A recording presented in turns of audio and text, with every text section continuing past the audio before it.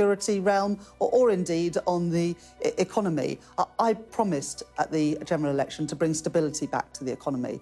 As a result of that stability, interest rates have been cut 3 times since the general election. That's a far cry from the 11% inflation and the interest rate hikes that we saw under the previous government. And that's only been possible because we've put our public finances on a firm footing, and we've also put our public services on a firm footing, which is what I did in the budget last year. In a recent appearance on Trevor Phillips' show, Rachel Reeves, the shadow chancellor, found herself in a contentious exchange as she was pressed on the economic direction of the United Kingdom under Labour's leadership. The discussion quickly turned to the country's economic difficulties, particularly as evidence mounted about worsening living standards and economic instability. However, rather than acknowledging the gravity of these challenges, Reeves maintained an optimistic and confident outlook, insisting that the economy was recovering. When questioned about the effects of recent tax hikes, especially in the context of the ongoing cost of living crisis, Reeves brushed aside the concerns.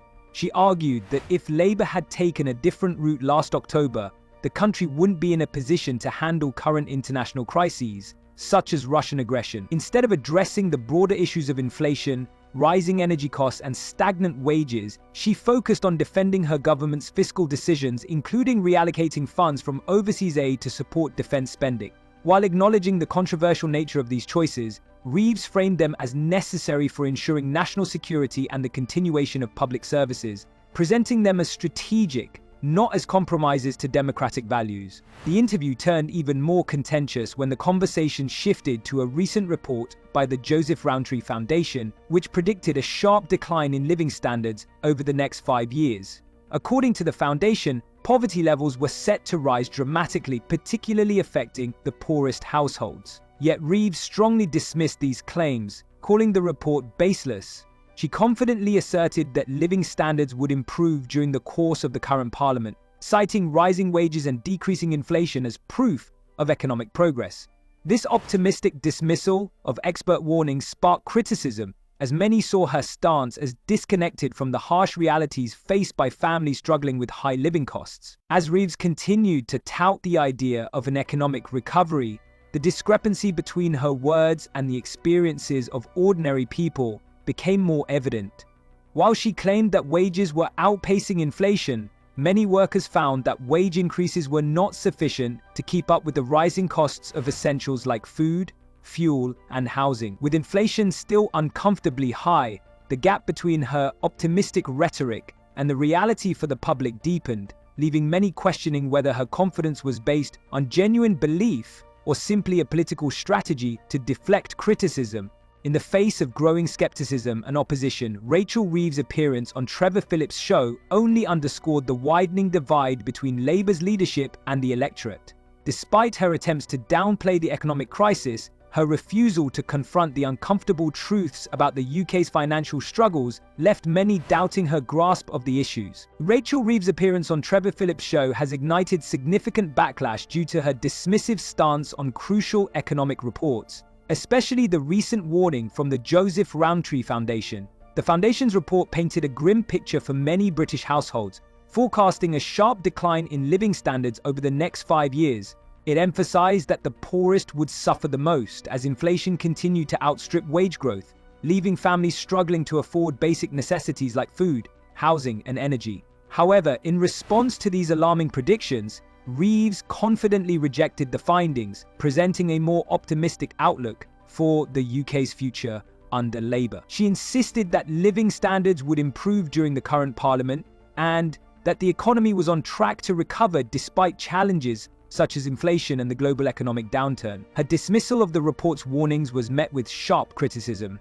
Critics highlighted that Reeves' optimistic view appeared disconnected from the reality faced by millions of working-class families. While she pointed to rising wages and falling inflation as signs of economic recovery, the reality for many people was far bleaker. With inflation hovering around 10%, the wage increases she referred to were not enough to keep pace with the escalating cost of living. Public frustration grew as it became evident that Reeves' hopeful projections failed to account for the financial struggles many were experiencing daily. Her insistence on an economic recovery that had yet to materialize for most only deepened the divide between her words and the reality of rising prices. Reeves' refusal to acknowledge the very real challenges faced by families reinforced the perception that she and Labour were out of touch with the electorate. By rejecting the Joseph Rowntree Foundation's findings as inaccurate, she seemed to downplay the genuine concerns of those struggling to make ends meet. Her focus on the supposed economic improvements appeared as an attempt to divert attention from the government's failure to address the immediate needs of the most vulnerable. Critics argued that this response reflected a deeper issue within Labour, a failure to fully grasp the complexities of the cost of living crisis, and a leadership unable to offer concrete solutions to the problems they had promised to resolve. As the interview progressed, it became more apparent that Reeves' refusal to engage with the reality of the economic situation left her open to accusations of political insensitivity. What began as a discussion of economic policy quickly morphed into a clear example of how disconnected Labour's leadership had become from the people they were meant to serve. The contrast between Reeves' words and the experiences of millions further exposed the growing chasm between political leaders and the electorate. Rachel Reeves' dismissal of the financial struggles faced by millions of Britons during her recent interview has raised serious concerns about Labour's capacity to address the UK's economic challenges. While the Joseph Rowntree Foundation's report presented a worrying forecast for the country's poorest households, Reeves maintained a remarkably optimistic tone that many viewed as out of touch. She rejected the Foundation's predictions of worsening living standards and rising poverty, instead asserting that the economy was improving. Reeves pointed to rising wages outpacing inflation and assured that living standards would improve over the course of the current parliament. However, for many, these claims seemed disconnected from the day-to-day struggles of ordinary families. With inflation still high, the reported wage increases were insufficient to keep up with the escalating costs of essentials like food, energy, and housing. For working families already grappling with rising costs, Reeves's assurances felt hollow. Her steadfast optimism raised doubts about her understanding of the economic crisis and revealed a larger issue within Labour: the party's failure to recognise the severity of the problems facing the electorate. Critics noted that while the economy may have shown some recovery on paper, the reality for many families was starkly different. Many were experiencing a decline in real income as wages lagged behind inflation. The combined effects of rising prices and stagnant wages were leaving large segments of the population further behind. By insisting that things were improving, Reeves seemed to overlook the struggles of these families, presenting a narrative that failed to align with the financial reality many were enduring. Moreover, her approach ignored the fact that the financial strain on households was not merely a temporary issue, but a long-standing problem exacerbated by years of wage stagnation, cuts to public services, and rising taxes. The Joseph Rowntree Foundation's report highlighted the worsening situation for the poorest households, but Reeves dismissed these concerns, leaving many to wonder whether Labour, under her leadership, truly understood the magnitude of the cost of living crisis or was more focused on maintaining a narrative of economic recovery. The growing disconnect between Labour's optimistic rhetoric and the lived experiences of the public could have significant repercussions for the party's future. With the cost of living crisis ongoing, Labour's failure to address it with concrete solutions has sparked doubts about the party's ability to govern effectively. As many voters lose confidence in Labour's leadership, Reeves' refusal to confront the economic realities faced by working families risks alienating a key voter base, putting the party's prospects in the next election in jeopardy. Rachel Reeves' handling of the worsening economic situation and Labour's policy criticisms has ignited significant debate, especially regarding her portrayal of the UK's economic future compared to the reality faced by millions of struggling families.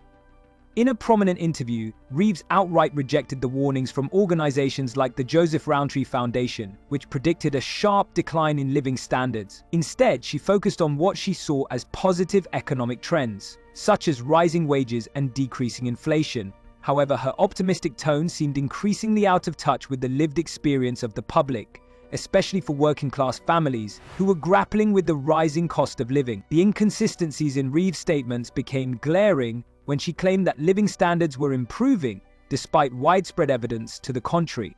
While pointing to wage increases, she failed to acknowledge that these modest gains were insufficient to keep up with the escalating costs of food, energy, and housing. The gap between her optimistic predictions and the harsh realities on the ground raised serious concerns about Labour's understanding of the economic challenges facing the nation. By minimising the impact of inflation and rising costs, Reeves risked alienating the very voters who had once trusted Labour to represent their interests. For many working-class families, the reality of stagnant wages and rising bills felt more pressing than the government's hopeful rhetoric. Reeves' narrative overlooked the struggles of the most vulnerable, who were hit hardest by the economic crisis.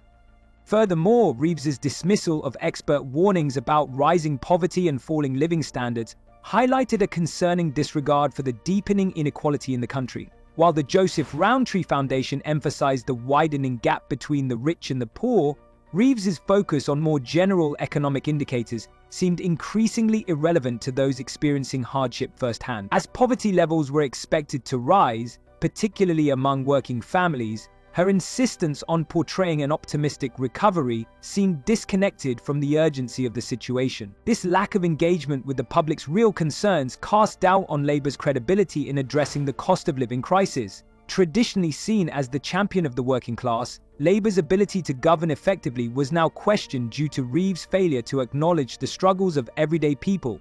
As the party's internal divisions deepened and public support continued to wane, it became clear that Labour's response to the crisis would be crucial in shaping its future. Would the party confront the growing inequality and take decisive action, or continue to rely on hopeful projections that failed to resonate with the electorate? With each passing day, the party's capacity to defend its economic strategy seemed to diminish. The Labour Party's response to the ongoing crisis surrounding Rachel Reeves has underscored a critical need for political change. Despite the party's optimistic narrative of economic recovery and improvements in living standards, the reality for many families is far grimmer.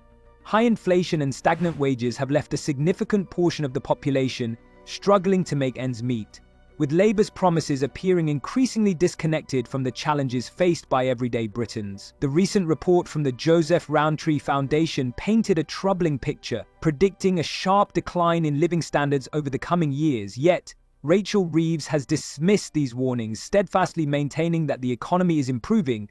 This dismissal has provoked widespread outrage, with critics accusing her of being out of touch with the real needs of working-class families.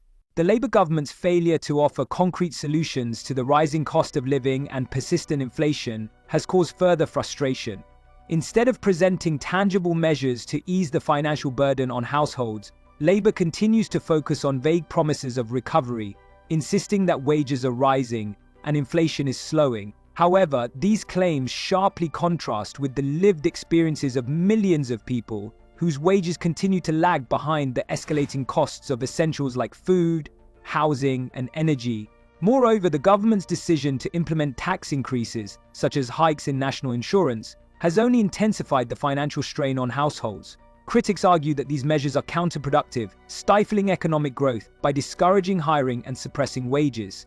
Rather than alleviating the pressure on struggling families, these policies appear to be exacerbating the very issues they are supposed to address. Labour's inability to address these pressing concerns has left many questioning the party's competence and commitment to the working class. Without a clear and effective plan to tackle inflation, stagnant wages, and the rising cost of living, the Labour Party risks alienating its base and losing its credibility. As public dissatisfaction grows, the future of Labour in British politics remains uncertain. The ongoing crisis, coupled with the party's failure to present meaningful solutions, leaves many wondering whether Labour can still offer the leadership necessary to address the economic challenges the country faces. The recent turmoil surrounding Rachel Reeves has ignited a significant debate about Labour's future. As the UK faces economic challenges, public dissatisfaction with the party's leadership is growing. Reeves, once seen as a potential savior for Labour, now finds herself at the heart of a scandal that threatens the party's credibility. Her dismissal of expert reports, such as those from the Joseph Rowntree Foundation, which warned of worsening living standards, has deepened the divide between her and the public. Reeves has maintained that the economy is improving, citing rising wages and claiming that living standards are improving. However, this optimistic narrative has been met with skepticism as inflation continues to outpace wage growth. Many households are feeling the strain of rising prices for essentials such as food, energy, and housing, while wages remain insufficient to keep up. The gap between Labour's optimistic narrative and the reality faced by working families is widening, leaving many questioning the validity of Reeves' claims. The public's frustration with Labour is growing, as the party's promises of economic recovery seem increasingly hollow. The lack of clear, actionable policies to address the rising cost of living has only fueled disillusionment. Broken promises, such as the recent rise in council tax, despite previous assurances to freeze it, have left many feeling betrayed. These broken commitments have further eroded Labour's credibility. As internal divisions within the party increase, Labour's inability to present a clear solution to the economic crisis only exacerbates the growing sense of unease. With the party struggling to unite and address the real issues facing the public, its future in British politics remains uncertain. The need for decisive leadership is clear, but with each passing day, it seems increasingly unlikely that Labour can restore the public's trust. See you later.